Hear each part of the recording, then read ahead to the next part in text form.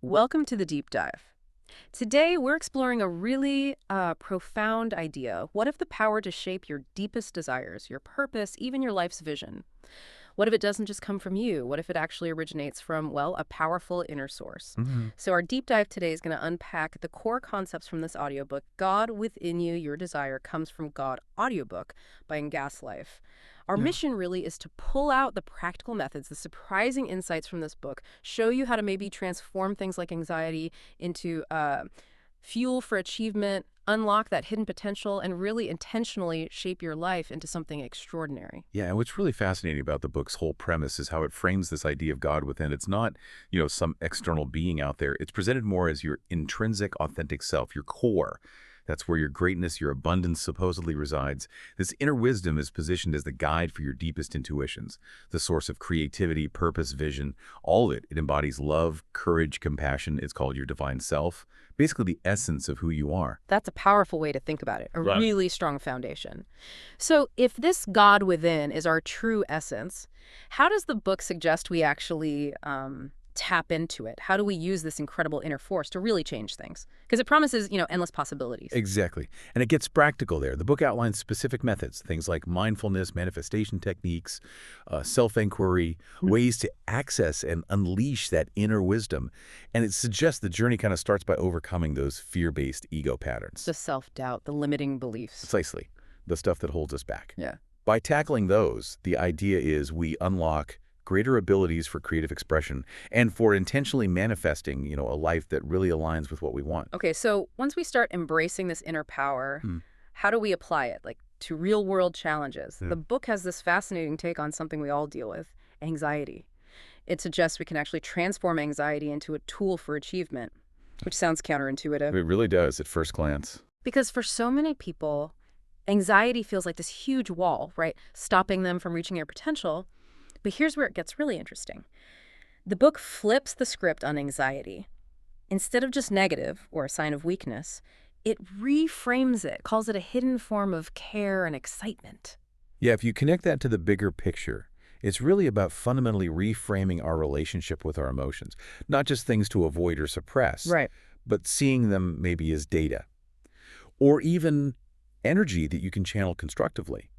So the book advises embracing that anxious energy, using it as motivation to prepare really well, to build your ability to handle whatever comes up. It really emphasizes that you get to choose how you see anxiety. Harmful or helpful? Exactly. Is it detrimental or is it an opportunity? Almost like your body and mind pushing you towards optimal performance, as the book puts it. And a key part of that is visualization. Visualizing the end result you want as if it's already happened. Letting that strong vision kind of overshadow the fear of failure. Seeing anxiety almost as an ally. Now, building on that, the book tackles another big one. Overcoming that feeling of unworthiness. Oh yeah, that's huge. It highlights how often we undermine ourselves, feeling like we don't deserve good things, blessings, achievements, happiness, because of what it calls self-imposed limitations. And that brings up such an important question, doesn't it? How much do our past experiences actually shape our sense of worth? And more importantly, what can we actively do to rewrite those internal scripts, to claim what the book says is inherently ours? So what does the book say? How do we rewrite them?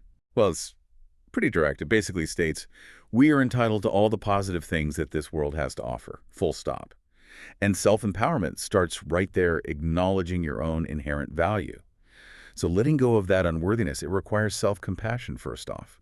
Then recognizing those negative stories you tell yourself about your earth.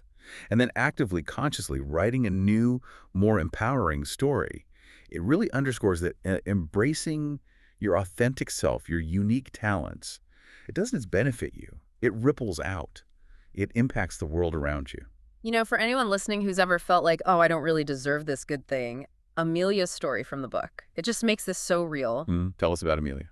So Amelia was absolutely stunned when she got into this really prestigious writing mentorship program. Despite loving storytelling her whole life, she carried this deep self-doubt. Apparently, it stemmed mostly from a childhood teacher who actually mocked her writing. Wow, that stuff sticks. Right, so it led her to push down her literary dreams, go for more practical careers as she saw them. But getting that acceptance letter, the book describes it as this huge turning point. It says, years of toxic self-doubt about deserving success crumbled away. just like that. Amazing. And in that moment, she made this promise to herself, something like, I fully deserve this gift, and I am committed to wholeheartedly developing my potential without any hesitation or self-doubt. That's powerful. It really shows that shift, doesn't it? From disbelief to just owning it. Total empowerment. Absolutely. It really illustrates it. And it's fascinating how these ideas kind of build on each other. If we accept this inner power, accept our inherent worth, Yeah. then the next logical step the book guides us to is manifestation. Right. Bringing aspirations into reality. Exactly. It reiterates that every single person has this ability. The process, as it's laid out, involves a few key things.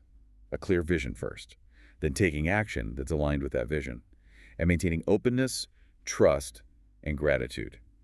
Put that combination together, the book suggests, and the universe starts working in your favor. Okay, but how do you actually do manifestation, according to the book? It's not just sitting around wishing, is it? No, definitely not passive. The core idea is about consistently focusing your energy, understanding how creation happens. It really emphasizes tapping into your soul's deepest desires. Meaning desires beyond the ego? Yeah, desires free from ego, free from attachments, what truly brings you joy and purpose. And then it talks about aligning your frequency with your vision How do you do that? Align your frequency. by immersing yourself in the complete sensory experience of already having achieved your dreams. Like really feeling it. Imagine it with all your senses, live from that future reality in your mind. Okay, I see. And crucially, you're advised to let go of the need to control every single detail. Have faith in the, let's say, the natural order of things, the universe's timing, and express appreciation in advance. Gratitude is key. That leads nicely into the next lesson, doesn't it? About becoming the best manifester. It does. The book encourages you to stop playing small, to stop limiting your dreams just because of fears or insecurities. It strongly affirms that you have all the necessary tools within you to achieve greatness. You already have them. So what's the main roadblock then? Limiting beliefs. That's highlighted as the primary obstacle. And the book calls for this firm declaration. I'm ready to move past these beliefs. And it suggests using meditation again here, right? To discover your potential. Yes, discovering your true potential from within. Through practices like meditation, it says that in that quiet space, visions will flow powerfully from a place of self-love and insight. The advice is really to embrace your dreams fully. Don't get bogged down in excessive analysis. Or being too focused on details. Exactly. Because that can actually restrict the outcome, box it in. Instead, view challenges that come up not as roadblocks, but as chances for personal growth. Opportunities to enhance your skills, making you better equipped for achieving greatness. So it's about setting the big picture, the trajectory, and then trusting the process unfolds. That seems to be the essence of it, trusting that larger process. Okay, let's shift focus a bit. Let's talk about cultivating inner harmony. Right. A big theme. The book acknowledges how modern life, the constant hustle, can really disconnect us from what it calls our spiritual core. Very true. And it highlights the benefits of practices like prayer, meditation, just stillness, reflection. For finding inner peace, wisdom, reducing stress. Enhancing intuition, improving mental focus, all those good things. Yeah, the benefits are significant. So what does this all mean when our minds are just constantly racing, even when we try to find peace? How does the book help there? Well, it offers some really practical steps for mindfulness meditation. Find a quiet spot, get comfortable, seated usually, gently close your eyes, focus on your breath, just the sensation of breathing in and out. And when thoughts inevitably pop up, which they will, Always do. always do, just gently redirect your attention back to the breath. Use it like an anchor. It suggests starting small, maybe just 5 or 10 minutes. You can gradually increase it. And it also mentions weaving it into daily life. Yes, incorporating short moments of mindfulness into your daily routine, like taking a few calm breaths when you wake up, or pausing for gratitude before a meal, even just a mindful walk, paying attention to your surroundings. That really connects with Jackson's story in the book, doesn't it? It does. Jackson's story is quite poignant. He's a lawyer, right? Yeah, and he just couldn't switch off. Even on vacation, his mind was constantly buzzing. Planning, strategizing. Exactly. Planning his career, strategizing. He felt trapped in a never-ending cycle of striving and achievement. Sounds exhausting. Totally. He missed his more carefree self, but felt like he couldn't get back there. And there's that moment with his son. Right, looking at the moon. And he felt this grief described as the loss of his true self. That's deep. And then this gentle voice from within his tired heart, as the book puts it, told him something profound. What was that? That pursuing more accomplishments and responsibilities will never completely fulfill this yearning or mend the deep-seated wounds. Wow, a real wake-up Well, call. the huge one. It led to his sudden realization that finding real validation, real significance, wasn't about more achievement. It required something else. It required calming his inner thoughts through spiritual practices that focused on accepting oneself completely. His story really paints a picture of that journey towards inner stillness and self-acceptance, doesn't it? It really does. And building right on that, the book then really zeroes in on cultivating unwavering self-belief. The foundation. Exactly. It states flat out, having complete confidence in oneself is the foundation for creating an exceptional life. So where do you start with that if you don't feel confident? The very first step, it says, is just to be completely honest with yourself about the doubts, the limiting beliefs you have, and really question them. Are these actually holding me back? Are they true? Okay, self-awareness first. Then what? Then strengthen your internal conversations, your I love that. self-talk. Become your own biggest cheerleader. That's the phrase used. Celebrating the positives. Yeah, celebrating your positive qualities, your victories, even the small ones, maybe especially the small ones, and visualize the best version of yourself. Not as some far-off dream, but as who you are capable of being right now. Mm-hmm. And then commit. Commit to success by improving self-discipline and taking focused action. It acknowledges that confidence can waver, though, right? Absolutely. It recognizes confidence isn't always constant. He. So the key is unwavering belief in your vision, even when confidence dips. And it brings up spiritual fitness again through mindfulness, How does that help belief? by allowing you to observe negative thoughts without judgment. Just notice them. And then intentionally shift your mindset. Choose a different thought. This practice, it says, leads to peace of mind, freedom from overthinking, decreased anxiety, and increased confidence. It's about managing the inner critic. Okay, so we've covered inner harmony, self-belief.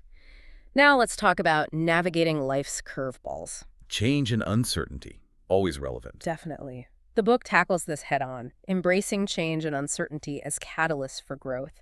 It acknowledges, that life can take unexpected turns. It's natural to want stability when things feel uncertain. Of course. But the key shift it proposes is looking at change from a growth-oriented perspective. Seeing it as opportunity. Exactly. Viewing it as fertile grounds for conscious evolution. So how do you approach it then, when things are changing? With curiosity and courage. That's the advice. Ask yourself, what potential opportunities could arise if I shift my point of view? Look for the upside. That requires a real mental shift. It does. The book emphasizes that change forces us to reconsider our assumptions, step out of our comfort zones. And that's where hidden potentials can be unlocked, where we can explore different paths we might not have considered. And setbacks, how does it frame those? As opportunities for growth, again, that reframing, prompting you to ask, what can I learn from this situation? And how can I use this experience to become a better person? It also mentions acknowledging the tough emotions, though. Yes, definitely. Acknowledge and understand intense emotions, anger, fear, hurt. Don't ignore them, because they can offer valuable insights into what's going on for you. Ultimately, the argument is that even crises can be seen as opportunities to build resilience and find deeper meaning, even in suffering. Okay, let's move into our connections with other people, relationships. Crucial. The book highlights that our well-being is greatly influenced by the relationships we have, calls them a vital source of stability. Makes sense. And it stresses cultivating connections based on love, respect, support, preferably with like-minded individuals who align with your beliefs. Yeah, finding your tribe, so to speak. But what's really insightful here, I think, is this almost counterintuitive wisdom it offers. What's that? That sometimes the best way to heal or strengthen a struggling relationship is to focus on your own well-being and self-love first. Really? How does that work? By tending to yourself, you create the space, the capacity for the relationship to potentially heal and thrive. You're not trying to get something from it out of neediness. Interesting. And what about practical ways to foster healthy connections generally? It lists several key practices. Attentive listening, really hearing someone, providing understanding, empathy, performing small acts of service, keeping promises, apologizing genuinely when you mess up, communicating transparently. The basics, but often overlooked. Exactly. And surrounding yourself with supportive people. People who can gently call you out on self-sabotaging habits, but also celebrate your progress. It even suggests creating a common vision for activities, like service projects or travel to strengthen bonds through teamwork. It makes you think, how does this apply when a relationship feels really strained? Amara's story from the book comes to mind again. Right. Amara and Max. What was their situation? She was just emotionally drained, constant arguments, cold silences with her partner Max. She even started wondering if she was just hard to love. Oof, that's tough. The breaking point came when Max canceled their anniversary trip for work. And in that moment, Amara had this realization. She'd been neglecting her own needs for years, hoping to gain love through constant self-sacrifice. The common pattern for many, Her therapist gave her some interesting advice. which was, Prioritize activities that brought her joy alone before even trying to fix the partnership. focus on herself first. Yeah. So Amara rediscovered her passion for photography, made some new friends, really focused on self-care. She stopped relying solely on Max for validation and support. And what happened with Max? Well, the book says the additional space allowed him to reflect and make changes as well. Ah, so giving space helped both of them. Exactly. It led to them rebuilding trust and ultimately reviving their relationship. It supports that idea of focusing inward first. That's a great illustration. Okay, next up, the book talks about living authentically in alignment with your values. Which it says brings a deep sense of satisfaction and authenticity. Makes sense. So the first step is simply recognizing your core values, what really matters to you. Things like honesty, creativity, service, courage, love, spirituality, health, whatever they are for you. And also understanding the underlying drivers of your behavior, maybe connection, significance, passion, growth, meaning. So identify the values. Then what? Then figure out where in your life you can really showcase them. Is it through volunteering? Your career choices, how you handle finances, your relationships. Being intentional about it. Exactly. The book advises setting goals that align with your best self and making time for projects that hold personal significance, things that really light you up. And there's a warning in there too, isn't there? Yes, a cautionary note. Guard against rationalization. You know, those little excuses, those minor moral compromises. The slippery slope. Precisely. Because they can gradually erode integrity and authentic self-expression over time. Staying true to your values requires vigilance. Okay, what about purpose? How does the book guide us towards finding that? It dives into discovering purpose and meaning through service. Defines purpose pretty clearly. Using your unique talents to serve a greater cause beyond our own interests. Looking outward. So where do you start finding that cause? It suggests a simple exercise. List things that deeply inspire you, and also list things that really sadden you about the world. Societal injustices, specific kinds of suffering that pull at your heartstrings. Okay, get clear on what moves you. Then identify your unique gifts, your talents, your resources, your life experiences. How can you specifically address some of those needs you identified? Maybe you're a natural teacher or a healer, an artist, a builder, a philanthropist. Find the intersection of world need and personal gifts. Exactly. Yeah. It suggests looking into volunteer opportunities, collaborating with others who are already working in areas that resonate with you. And importantly, stay receptive, stay modest, embrace unity, collective empowerment. It's not about being the hero. It acknowledges that this path of selfless service may not offer immediate solutions or recognition. It's not glamorous necessarily. Right, but it holds the potential for deep significance, Yeah. a deeper fulfillment. And interestingly, the book connects purpose and service to financial abundance too. Yes, creating financial abundance by sharing your gifts makes a bold claim. Financial success is within reach for everyone, just by sharing their unique gifts. So how practically? Again, start by assessing your gifts. What are your inspiring abilities, your wisdom, your knowledge? Where do you naturally contribute value? Identify those patterns. And then monetize them. Find ways to turn those talents into income, essentially. Wow. Reach a wider audience, enhance your strengths, maybe through training, collaborate with aligned businesses or people. But the crucial piece is ensuring your work is aligned with your purpose. That's where the real fulfillment comes in. And maintain an abundance mentality. Yeah, cultivate an energy of passionate abundance mentality. Believe there's enough. And be generous with any increased income. Use it to make a positive impact on the world. Gratitude and generosity, it suggests. Keep that flow of blessings going. Reciprocity, Okay, this leads us to the final major theme, leadership. but a specific kind.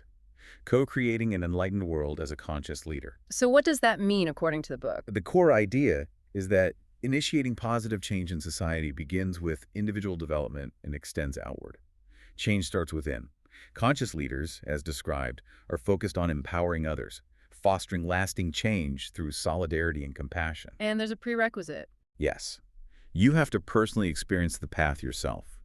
That means addressing your own limiting beliefs, your own emotional wounds first. You can't lead others where you haven't gone. Walk the talk. Pretty much. And you need to learn practical skills: effective listening, conflict resolution, peaceful communication, healthy compromise. So what does this look like in action, leading change consciously? Key actions mentioned include dismantling oppressive systems, actively working against unfairness, creating fair new structures that promote access, diversity, inclusion, and healing, Mm.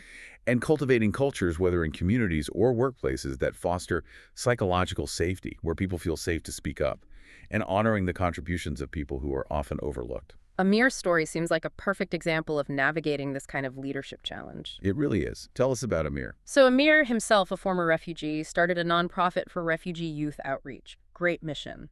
Empowerment, inclusivity. Sounds good. As it grew, funders got interested, but some of their ideas, like extravagant events, felt disconnected from the authentic and down-to-earth community built on genuine compassion. A common tension: money versus mission. Right.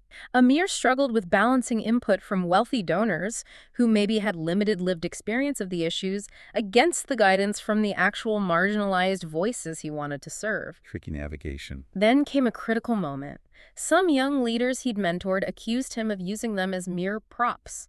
Ouch. Why? Because a viral fundraiser video his team made excluded participants the youth had actually helped to recruit. They felt erased. How did Amir react? Initially, defensively, which is maybe understandable. But then, the book highlights, he made the crucial decision to stop, apologize, and lend an ear.